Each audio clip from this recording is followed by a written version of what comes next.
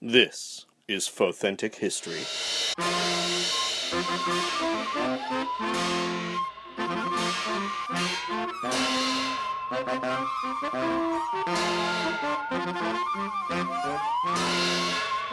Hello, welcome to the podcast. I'm Brian Young.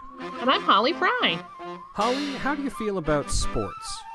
You know, I'll confess, I'm not the biggest sports fan on earth. I mean, I have at various points in time gotten into one sport or another, but there just hasn't really been time in my life to dedicate a lot of interest to sports. I feel much the same way, especially about Muggle sports, but wizarding sports, on the other hand, there's a lot more interest there on my part. So, we're going to talk about Quidditch today, which is a wizarding sport, and it is, to the wizarding world, what soccer is to Muggles. There are World Cups and tournaments, professional teams, like school teams, like every kid plays for fun. In his introduction to Kenilworthy Wisp's Quidditch Through the Ages, Albus Dumbledore wrote, quote, "Quidditch unites witches and wizards from all walks of life, bringing us together to share moments of exhilaration, triumph, and, for those who support the Chudley canons, despair." But what is Quidditch exactly, and what sort of history are we talking about? That's what we're going to break down in this episode of the show. Quidditch, roughly described, is a sport played between two teams. The object of the game is to score more points than your opponents, so pretty basic to most sports by this point. Players, though, score goals that are worth 10 points, but they can catch a snitch that is worth 150 points. The game ends when the snitch is caught or an agreement is reached between the captains of both teams. Some games can go on for many days if the snitch isn't caught. According to Kenilworthy Wisp's history, the longest game of Quidditch went on for 3 months. Now, I will say, this is probably why I would not be a fan. Yeah. Yeah, I don't blame you. I mean, I can barely make it through like an Earthbound, Muggle World game of basketball because I just get bored watching them score constantly. Yeah. So I think a game that goes 3 months, I'm probably going to tap out. Yeah, I don't blame you. But Quidditch is played on a pitch, typically in the shape of an oval that's 500 feet long and 180 feet wide.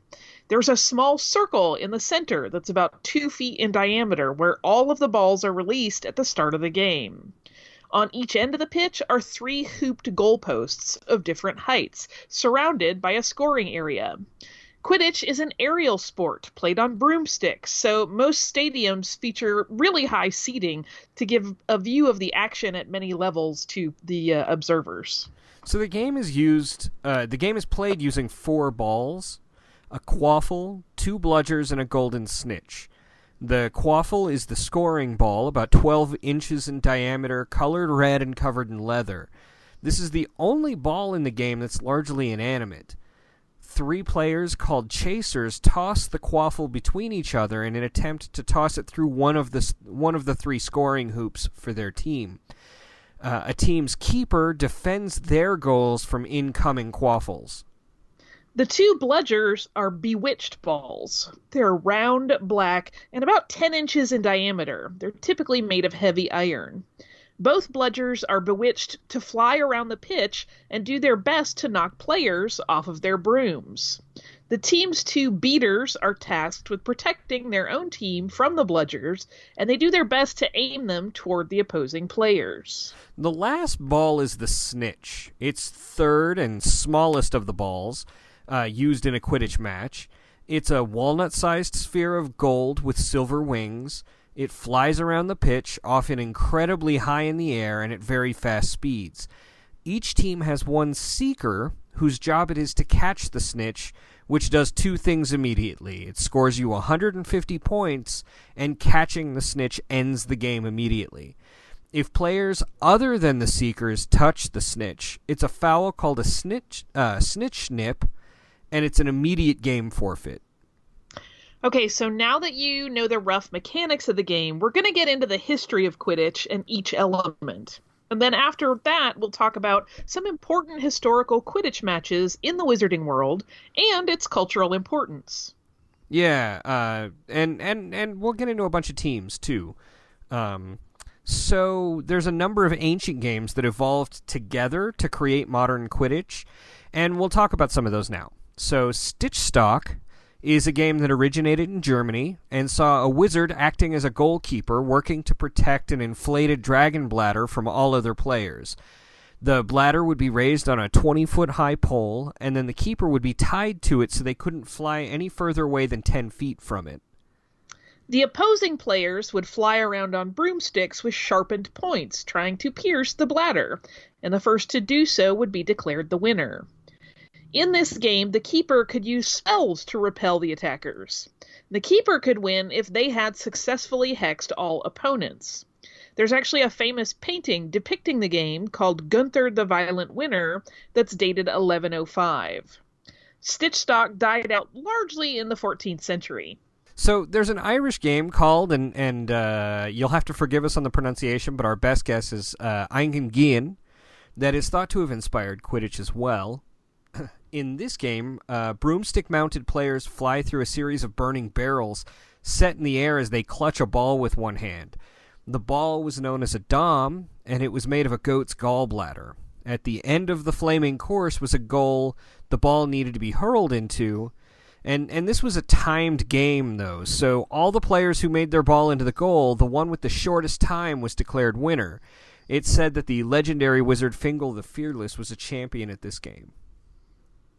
There's also an ancient game that originated in Scotland, and once again, we're guessing on pronunciation, but it was called Kuryakin, and this game was known to be incredibly deadly, and in it, hundreds of rocks and boulders were charmed to hover in the air, and each player had a cauldron strapped to their head, and when a horn sounded at the start, the rocks were released, and players would work to catch as many rocks as possible.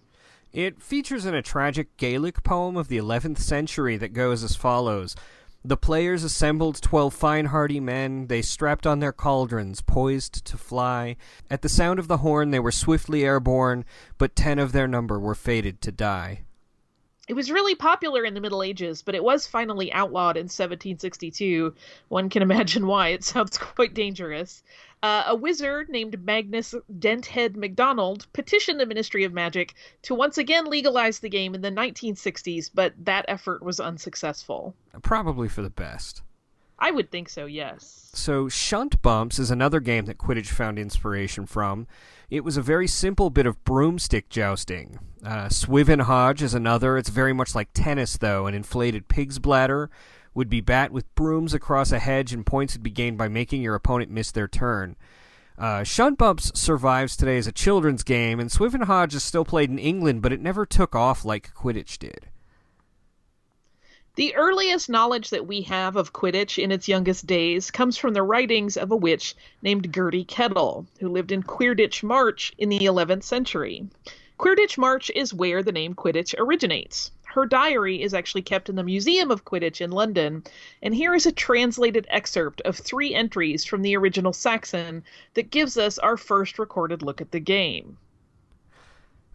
Tuesday, hot. That lot from across the march have been at it again, playing a stupid game on their broomsticks. A big leather ball landed in my cabbages. I hexed the man who came for it. I'd like to see him fly with his knees on back to front, the great hairy hog. The next entry says, Tuesday, wet.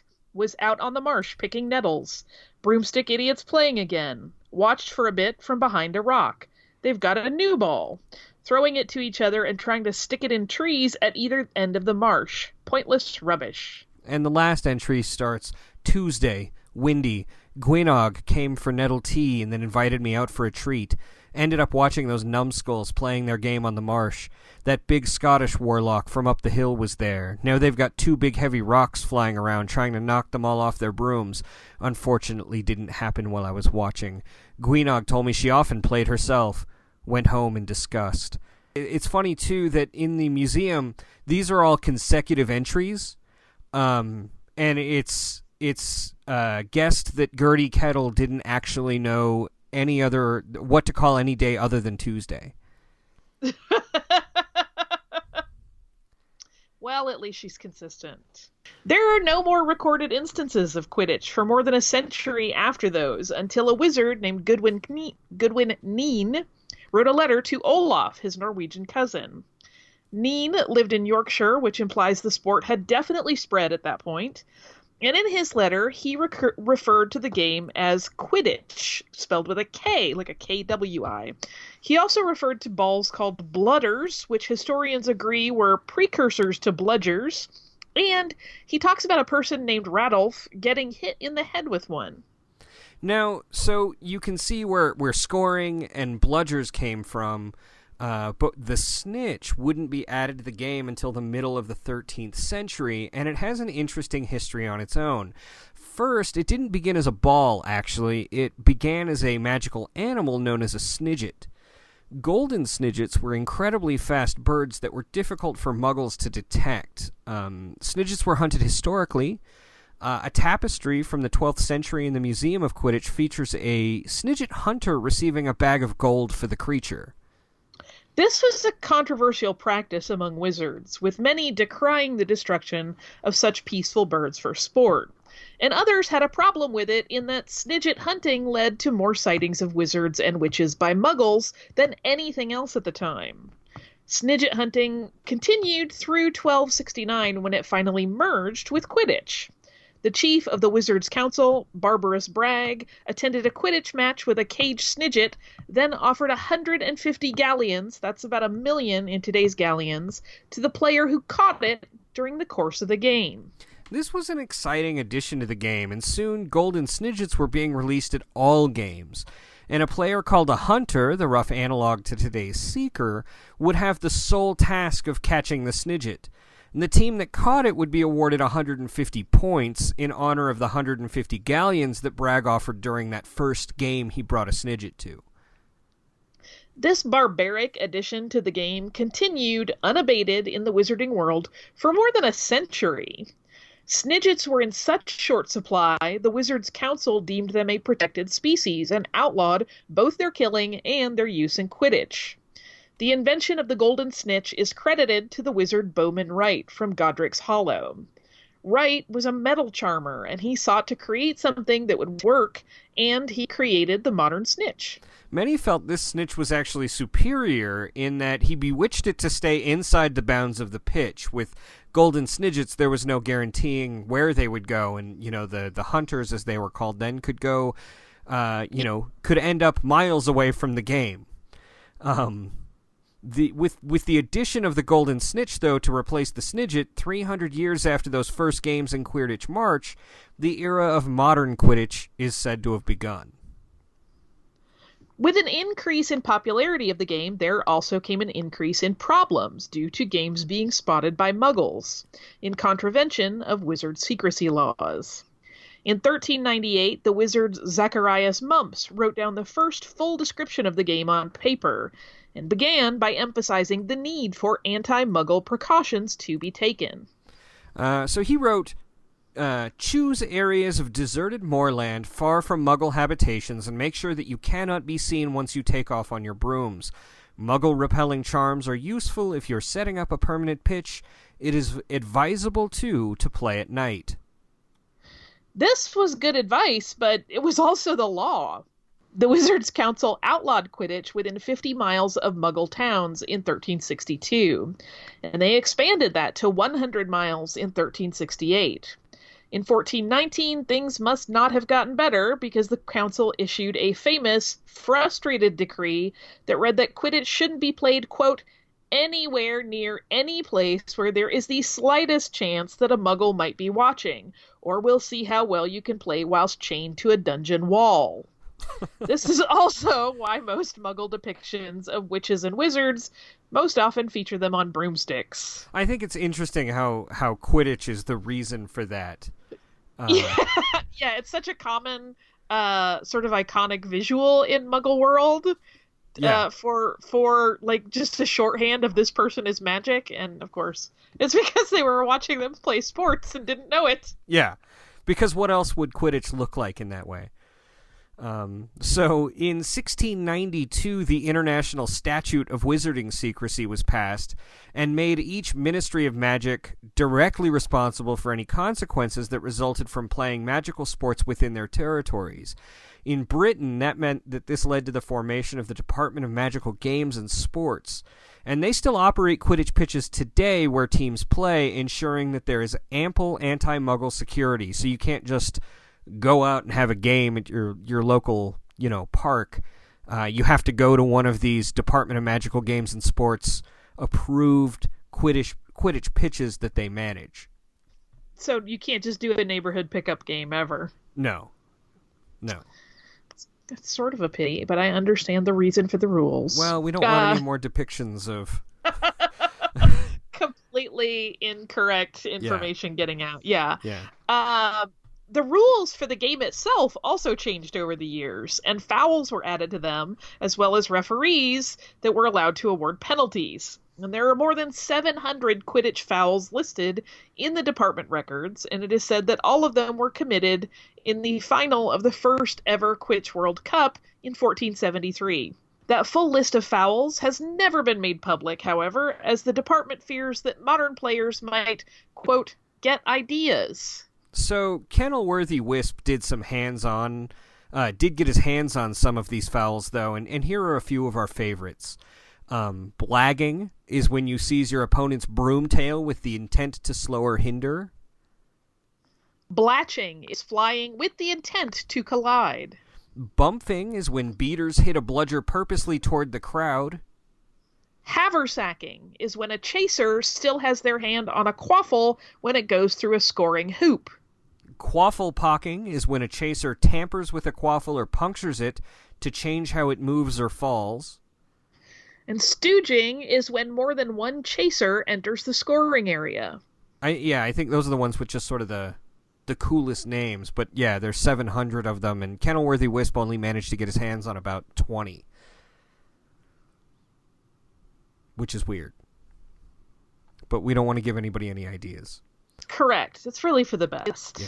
So now we're going to limit our discussion of modern teams because every country has a number of professional teams.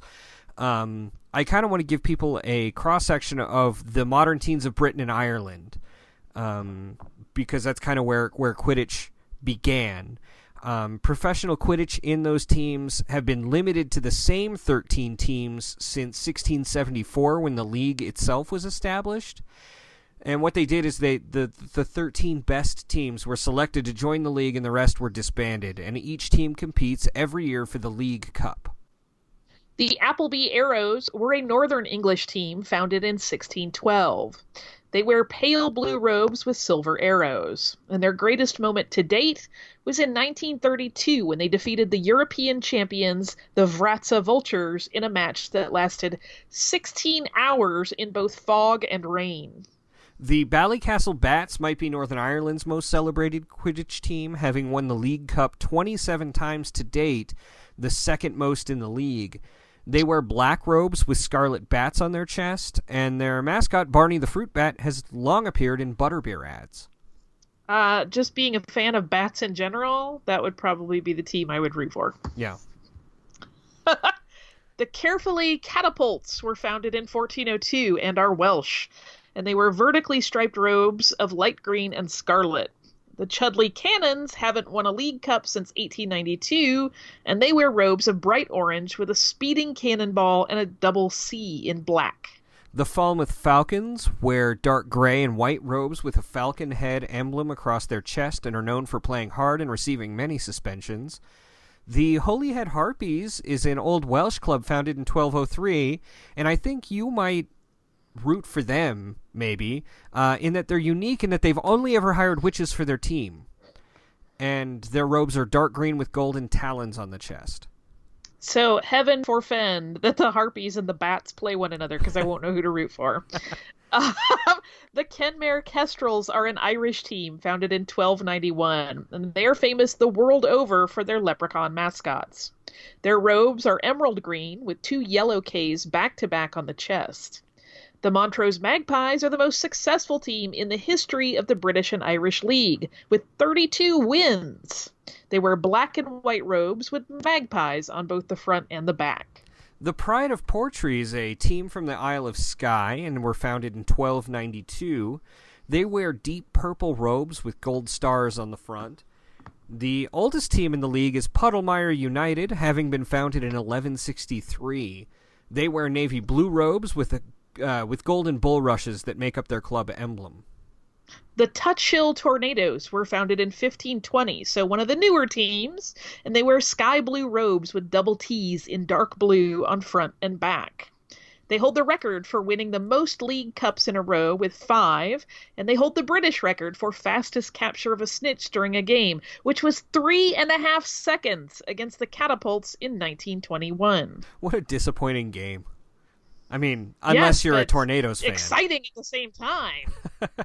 I mean, if you're a Tornadoes fan, but imagine the Catapults and all of their fans showing up to a game that literally lasts like, there's the whistle and there's the snitch. Goodbye, everyone.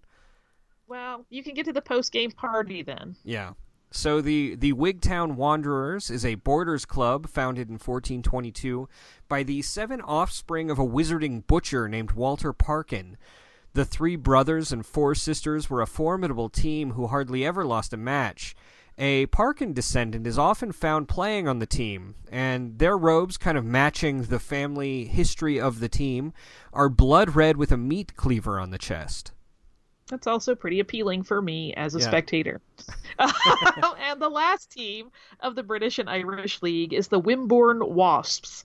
They wear robes with horizontal black and yellow stripes. They were founded in 1312, and they have won the League Cup 18 times. Wasp fans, who refer to themselves as stingers, buzz loudly to distract the opposing teams when they take penalties. So, today, these teams still compete for the League Cup and work with national teams to join the World Cup, which still exists. And perhaps the most infamous World Cup might be the 422nd one, held in 1994 at Dartmoor. This final game was held between Ireland and Bulgaria caught the snitch but still lost the match to Ireland. But that is not what made this match historically important, and there's very specific reasons why I wanted to talk about it on this episode. So after the final match at the 1994 Quidditch World Cup, Death Eaters started attacking the tents of witches and wizards, which caused a riot during which they levitated, humiliated, and tormented a family of muggles that lived in the area. In the middle of all of this chaos, the dark mark appeared in the sky, which seemed to scare the Death Eaters away.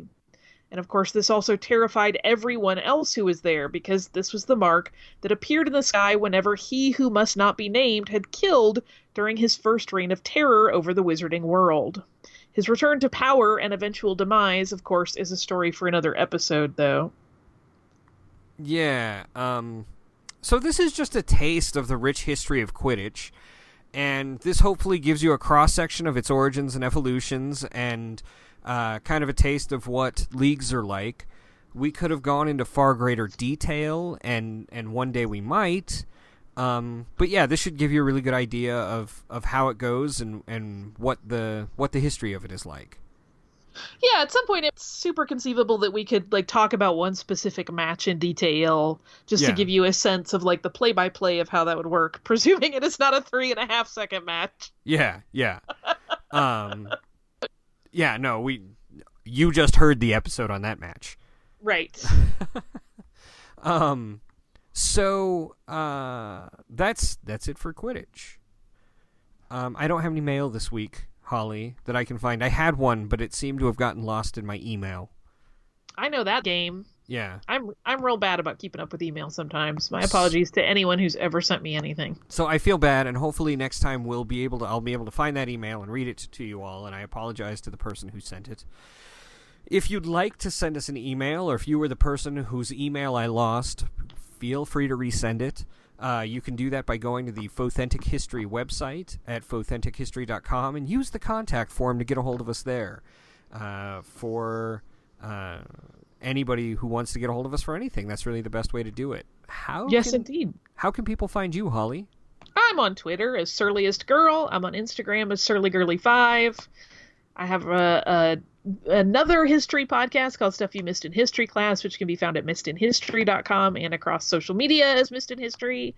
I also host a podcast about animation called Drawn, which can be found at Drawn Podcast on both a .com situation and across social media. And then there's some Star Wars talk at Full of Sith that I do with you and Mike Pilot. Yeah, so if you want to check that show out, it's called just hit fullofsith.com and you can find us there. As for me, you can find me at Swankmotron on social media, Twitter, Patreon, whatever. Just type in Swankmotron and you'll find me. And you can find my writing all over the place at StarWars.com and Sci-Fi and How Stuff Works and Slash Film and a bunch of other places. And as far as Authentic History goes, we'd love it if you could offer if you like the show, feel free to give it a review on iTunes, Spotify, Stitcher, wherever you listen to it. And make sure to check out our backlog of episodes. We've already got one other episode that is set in this universe. You can check out the History of Wand lore, which is in the backlog, which was a really fun episode. So, unless you've got anything else, Holly. I don't. Just a desire for more exciting history. Yep. Well then, until next time. Boop!